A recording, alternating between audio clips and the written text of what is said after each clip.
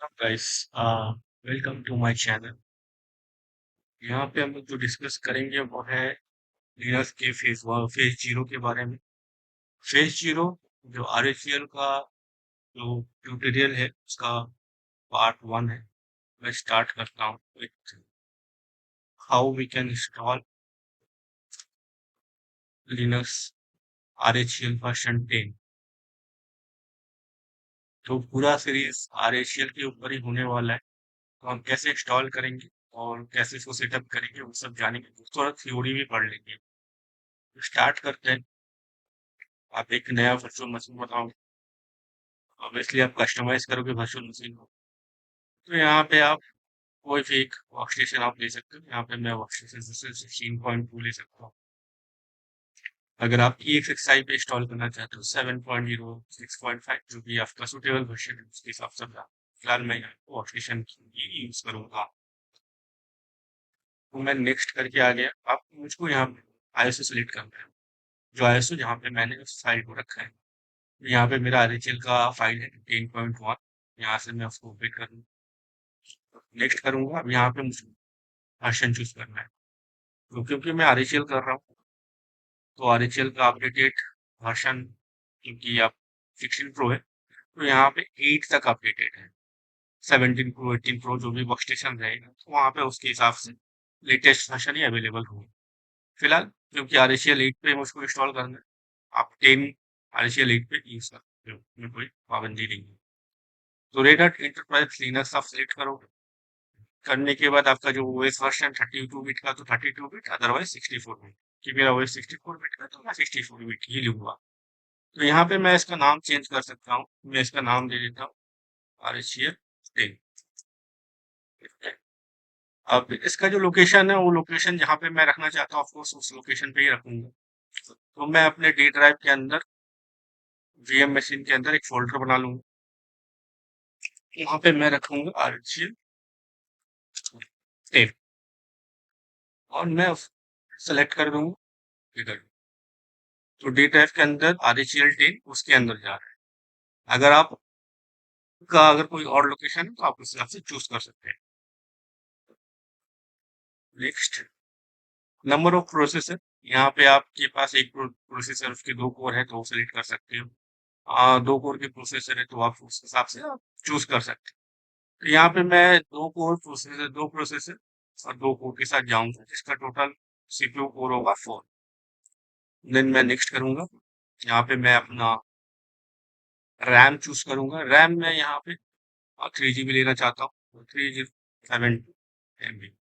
Minimum 2 GB is recommended for RHL. उसके बाद आप इसको अपने हिसाब से मॉडिफाई कर सकते हैं।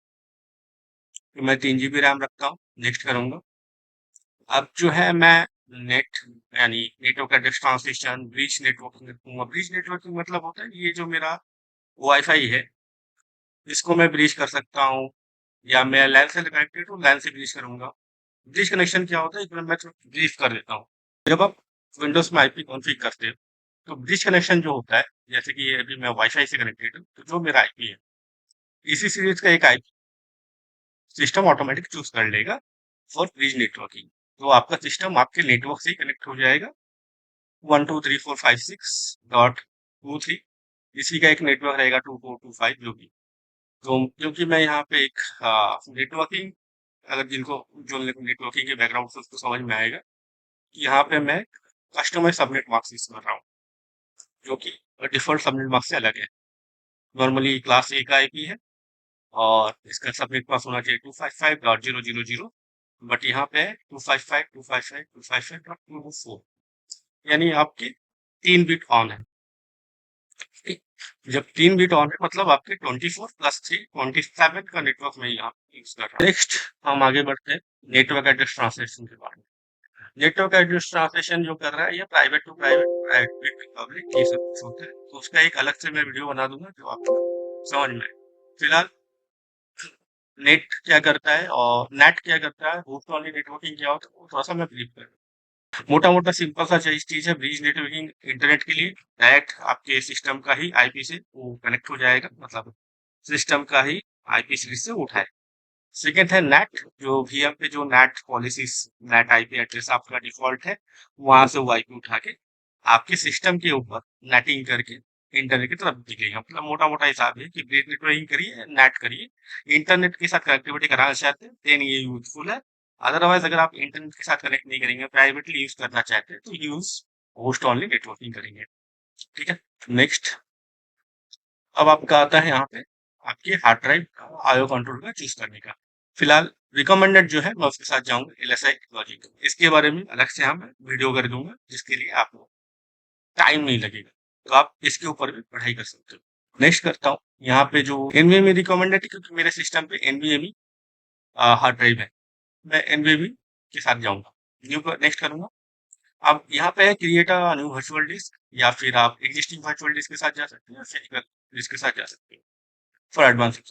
तो मैं यहाँ पे एक नया वर्चुअल डिस्क बना सकता हूँ, तो मैं वही करूंगा। तो मैं नेक्स्ट करूंगा, नेक्स्ट करने के बाद मैं इसको अलोकेट करूंगा।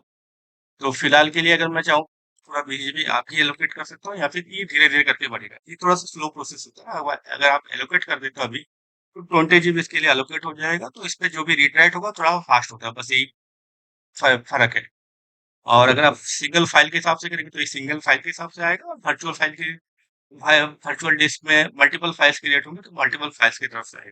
तो फिलहाल मैं virtual disk as single file के हिसाब से जाऊंगा, ताकि मेरा जो वीएमडी है वो एक सिंगल फाइल के हिसाब से रहे। तो जो ब्राउज जिस लोकेशन पे मैंने रखा है, तो उसी लोकेशन पे ये वीएमडी के क्रिएट हो, डी के अंदर आरएचएल के अंदर वीएमडी के क्रिएट हो जाएगा।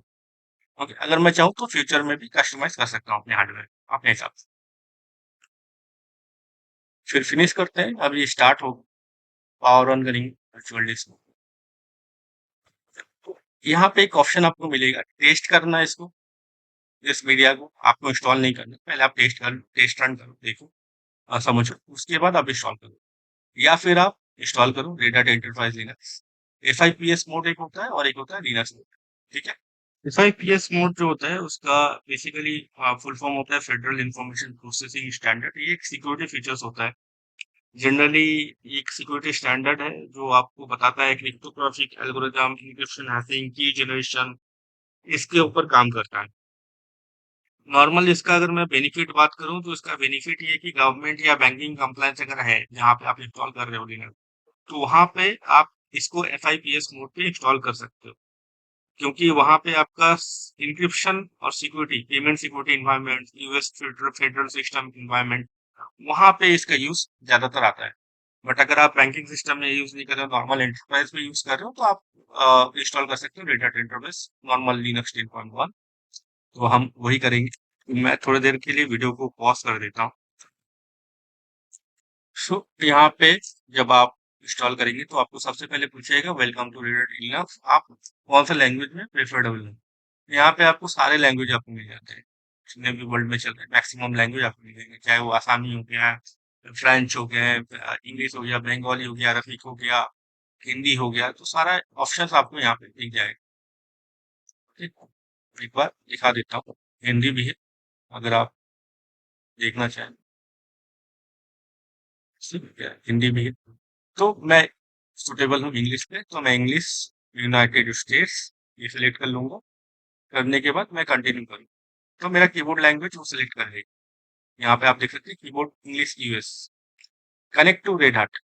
ये बहुत इंपॉर्टेंट चीज है, जब आप रेड हार्ट इंस्टॉल करेंगे, हम इंस्टॉल कर रहे हैं अपने लिए यूज करना चाहते हो, प्रैक्टिस के लिए, पढ़ने के लिए, लर्निंग के लिए, तो आपको आपका रेड हार्ट अकाउंट होना चाहिए, वहां से आपको एक्टिवेट करना है। क्योंकि ये नॉट रजिस्टर्ड है, तो डेफिनेटली आपको अपनी एक्टिवेशन की के साथ, या फिर आपको अकाउंट के यूजर नेम पासवर्ड के साथ आपको जाना है। तो पहले आपको देख लेना है आपका इंटरनेट है या नहीं। यहाँ पे जो चेक करना है अपने आप इंटरनेट का, तो नेटवर्क कनेक्टिविटी में मैं आ गया, मैं यहाँ पे एक बार देख लेता हूँ मेरा इंटरनेट विजिबल है। मैं कनेक्ट करता हूँ, वो आईपी एड्रेस और डीएनएस के लिए चेक कर रहा है। आफ्टर चेकिंग, या फिर मैं मैनुअली भी कॉन्फ़िगर कर सकता हूँ। यहाँ पे बहुत सारे ऑप्शन है, जिसको हम लेटर ऑन पढ़ेंगे कि डॉट वन एक्स सिक्योरिटी क्या है, डीसीपी प्रॉक्सी, आईपीवी4 सेटिंग्स। यहाँ पे मुझको मैनुअली बैठाना तो मैनुअली, ऑटोमेटिक डीसीपी से लेना तो ऑटोमेटिक, तो ये सारी चीजें हैं। सेव करूँगा और ये वेट करके मैं ट्राई करूँगा। यहाँ पे मैं डन कर तो मेरा अभी कनेक्टिंग में है, मैं वेट करता हूँ और वो एक बार टच कर लेता हूँ। यहाँ पे मैंने क्या चूज़ किया, यहाँ पे मैंने ब्रीज किया था ऑटोमेटिक, राइट? इसने वो सेलेक्ट नहीं किया, तो मैं यहाँ से एक बार देख लेता हूँ, यहाँ पे कोई भी मेरा ब्रीज नेटवर्क बना ही नहीं है, इसलिए उसने ब्रीज उठाया नहीं। तो वो कैसे बनाते हैं? यहाँ पे आप जाइएगा, एडिट,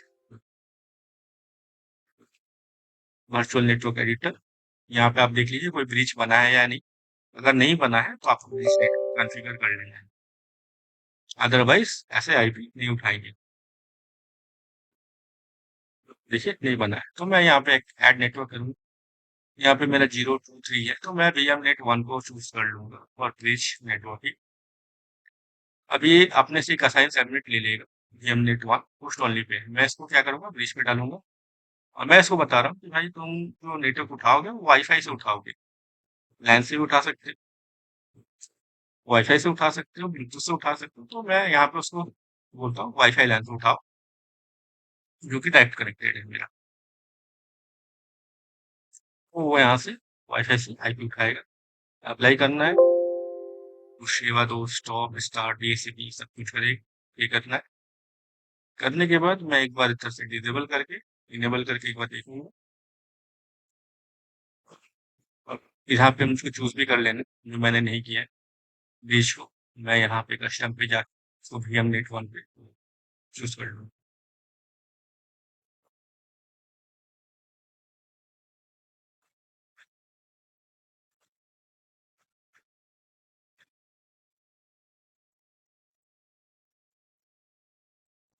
आई भी आ गया है उसी सीरीज का, जिस सीरीज का मेरा लैपटॉप पे चल रहा है।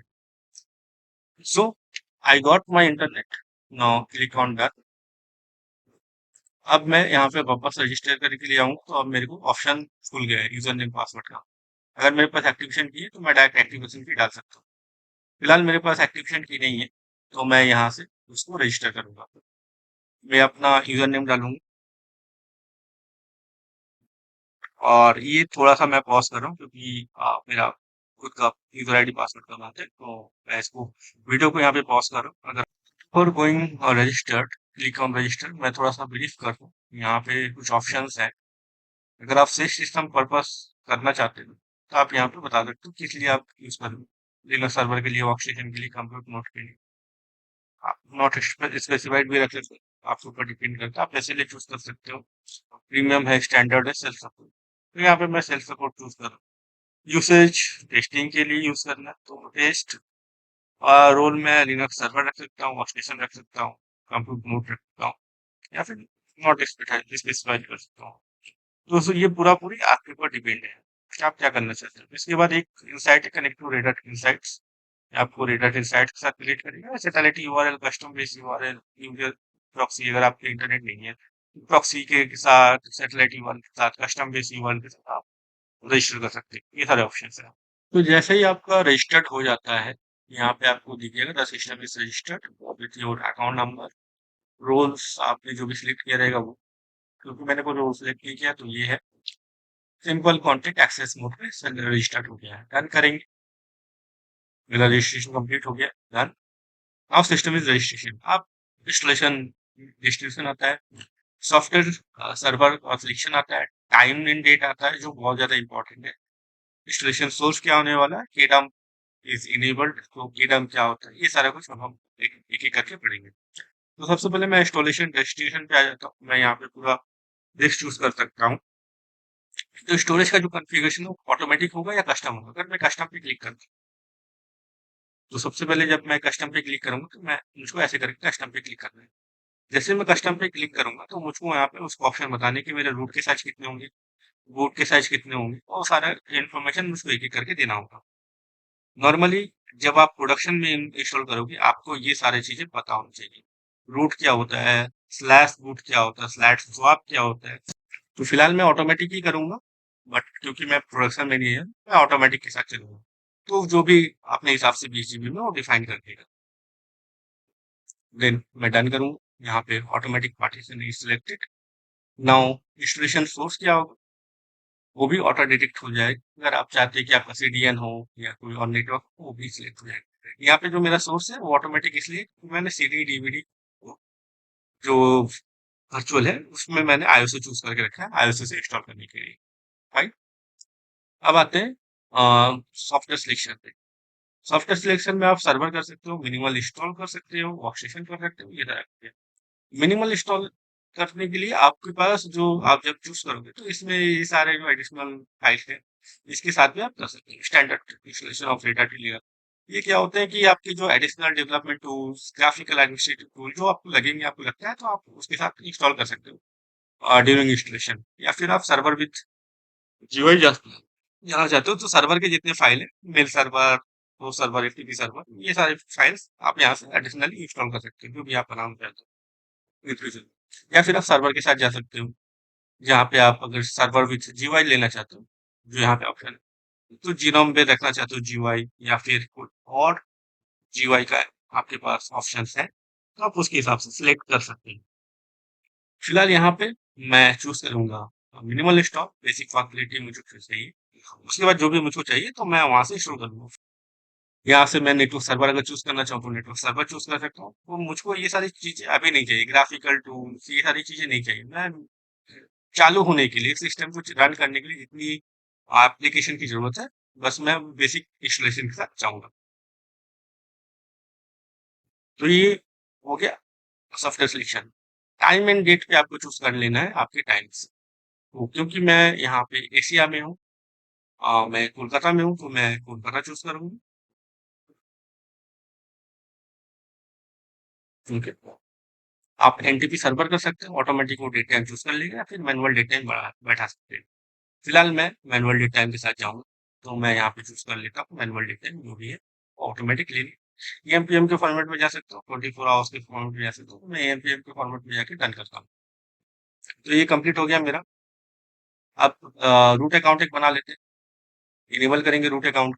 जैसे आपका बिल्ट इन एडमिनिस्ट्रेटर डिसेबल रहता है, उसे विंडोज 10 विंडोज का ही फीचर है, और आरएचएल 10 पे ये ऑप्शन आपको मिल जाते हैं।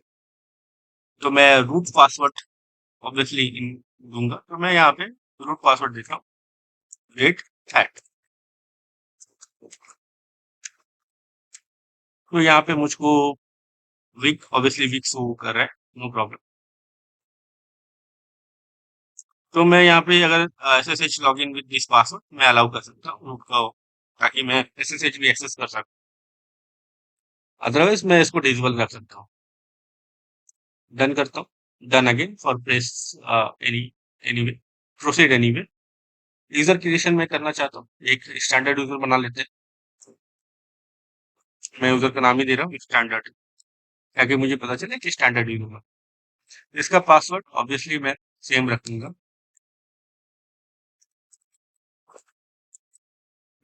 For my memorise. सो मैं स्टैंडर्ड ही रख रहा हूँ।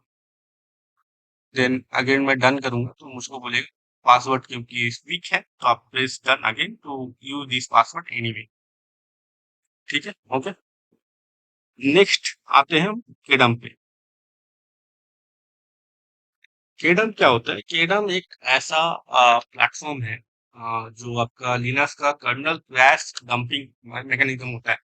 आप देखिए विंडोज में भी एक डंपिंग मैकेनिज्म होता है, बाय डिफॉल्ट विंडोज डंप करता है डंपिंग मेमोरी। मेमोरी अगर मेमोरी फॉल्ट करता है तो डंपिंग मेमोरी करके एक black sorry blue screen error देता है। तो सिमिलरली अगर लिनक्स का भी क्रैश होता है या लिनक्स का कर्नल का भी क्रैश होता है, तो ये सिस्टम मेमोरी का स्नैपशॉट डंप करके सेव करता है, ताकि बाद में क्रैश का डिबगिंग और एनालिसिस कर सके, सेम टू सेम विंडोज में जैसा होता है। वहां पे एक आपको क्यूआर आ जाएगा, आप उसको स्कैन करके आप आगे उसका नॉलेज बुक में पढ़ाई कर सकते हैं कि वो एरर क्या कहना चाहता है आपसे, और किस वजह से उसको एरर आया है।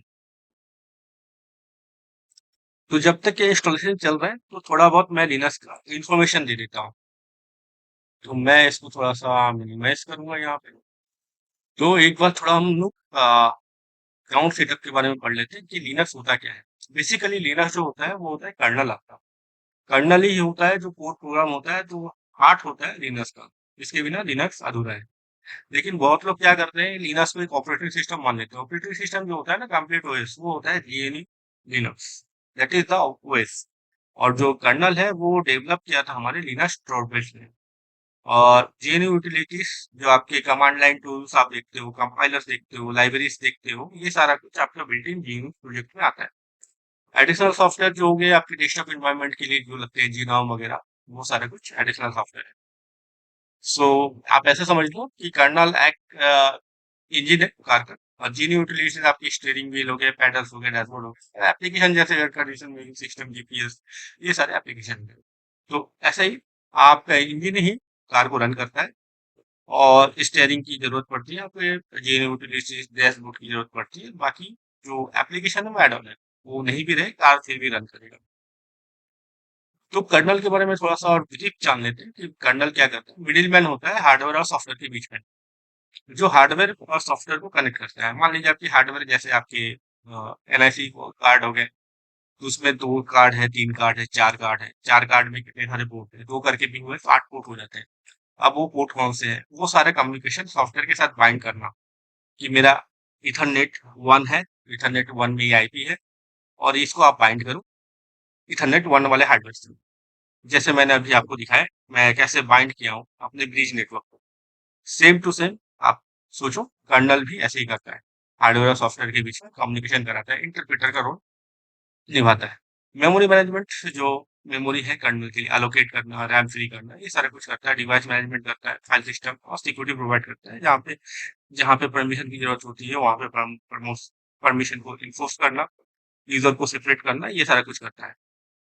ओके, तो ये इन्फॉर्मेशन, आगे बढ़ते हैं। यहाँ पे मेरा इंस्टॉलेशन कंप्लीट हो चुका है, तो मैं एक बार रिबूट कर लेता हूँ सिस्टम को। क्योंकि मैंने मिनिमल इंस्टॉलेशन चूज किया, तो आपको यहाँ पे क्या दिख रहा है, सर्वर, GUI नहीं दिख रहा है। तो GUI के लिए अलग से एप्लीकेशन डाउनलोड करनी पड़ती है। और मेनली जो लिनक्स होता है वो आपका CLI पे ही होता है। GUI पे आपका बेसिक फंक्शनलिटी आप कर सकते हो, या आप विंडोज में करते हो, कि आप मेरा वाईफाई पे IP देना, ये सारी कुछ एप्लीकेशन रन करना, वेब ब्राउजर पे कुछ चीजें चेक करना, ये सारी कुछ आप करते हो। तो फिलहाल मैं GUI पे नहीं जाऊंगा, मैं 99% टास्क CLI पे परफॉर्म करूंगा, 1% GUI दिखाने के लिए मैं कर सकता हूँ। तो फिलहाल लोकल होस्ट लॉगिन के बारे में आ रहा है, तो मैं यहाँ पे लोकल होस्ट लॉगिन पे मैं देता हूँ, जिसका पासवर्ड हमने रखा था रेड हैक। तो जैसे ही मैंने इसको टाइप किया, तो मेरा हैश प्रॉम्प्ट आ गया। हैश प्रॉम्प्ट का मतलब होता है ये जो यूजर है वो मेरा रूट यूजर है। अब मैं जाता हूँ स्विच यूजर करूंगा, स्विच यूजर करूंगा मैं स्टैंडर्ड, राइट। तो जैसे ही मैंने स्टैंडर्ड किया, यहाँ पे मुझे पासवर्ड नहीं किया, पासवर्ड नहीं मांगा, क्यों? क्योंकि मैं ऑलरेडी एडमिन था, एडमिन से मैंने स्टैंडर्ड यूजर में गया, इसलिए मुझे पासवर्ड प्रॉम्प्ट नहीं किया। तो यहाँ पे जो मेरा प्रॉम्प्ट है वो क्या है, डॉलर। डॉलर का मतलब होता है ये एक स्टैंडर्ड यूजर है। यहाँ पे ऐसे ही करके हम डिनोट करके और इससे आइडेंटिफाई कर सकते हैं कि कौन सा यूजर स्टैंडर्ड है जिसके पास मिनिमल राइट्स है, और कौन सा यूजर रूट है जिसके पास सुपर एडमिनिस्ट्रेटिव राइट्स है। तो वापस अगर मैं स्विच यूजर करूँ, SU माइनस रूट करूँ, तो ये मुझको पासवर्ड प्रॉम्प्ट करेगा, क्योंकि मैं स्टैंडर्ड यूजर से रूट पे जा रहा हूँ, स्विच कर रहा हूँ। देन अगेन मुझको पासवर्ड डालना है, फिर मैं लॉगिन कर सकता हूँ। यहाँ पे पासवर्ड गलत हुआ है, तो ये मुझको रॉन्ग यूजर नेम पासवर्ड या ऑथेंटिकेशन फेलियर का ऑप्शन देगा। और एक और चीज है कि लिनक्स केस सेंसिटिव होता है। एग्जाम्पल के तौर पे अगर मैं ऐसे लिखूं कैट, ओके, कैट एक कमांड, तो यहाँ पे उसने क्या बोला, कमांड नॉट फाउंड। और ये सारी कमांड एक फाइल से रन करते हैं। अगर मैं यहाँ पे आ गया, और यहाँ पे अगर आप ये जो कमांड मैंने स्मॉल लेटर पे लिखा है, अगर मैं ऐसे लिखूं आई पी, इस तरीके से लिखूं, तब भी ये मुझको प्रॉपर रिस्पॉन्ड करेगा। क्यों? क्योंकि ये केस सेंसिटिव नहीं होता है, ये सिर्फ उस कमांड की वैल्यू को चेक करता है कि ये कमांड सही है या गलत है, बस। आपके केस सेंसिटिवनेस को ये फॉलो नहीं करता है विंडोज। सो अगर मैं वापस यहाँ पे CAT करूँ, तो यहाँ पे वो मुझको एक प्रॉम्प्ट दी जाए कि कैट करना है। मैं कैट करके क्या करना चाहता हूँ, कैट से आप व्यू कर सकते हो या आप एडिट कर सकते हो, अपेंड कर सकते हो, दोनों ऑप्शन है। ठीक है, तो मैं एक फाइल लिखना चाहता हूँ, तो मैं ऐसे देख सकता हूँ कैट स्लैश etc स्लैश, कोई भी एक फाइल ले लेता हूँ मैं, DHCP, अगर DHCP नहीं है तो मैं एक फाइल ले लेता हूँ पास WD। तो पास WD के अंदर मेरा सारा इन्फॉर्मेशन होता है, कितने सारे यूजर मैंने रजिस्टर हुए हैं, राइट। रूट है, बिन है, डेमोन है, एडी एडीएन है, IP है, सिंक है, शटडाउन है, हाल्ट, मेल, ऑपरेशन ऐसे बहुत सारे। यहाँ पे आपको 2 यूज़र दिख रहे होंगे जो कॉमन होंगे। एक तो रूट, मैं इसको थोड़ा बड़ा कर लेता हूँ। एक तो रूट, दूसरा है आपका स्टैंडर्ड। ठीक है? So thanks for watching my video. Like it, subscribe it and promote me so I can come with latest videos और ये कोर्स कंप्लीट करेंगे हम कार्यशील डे पे। Thank you so much for watching.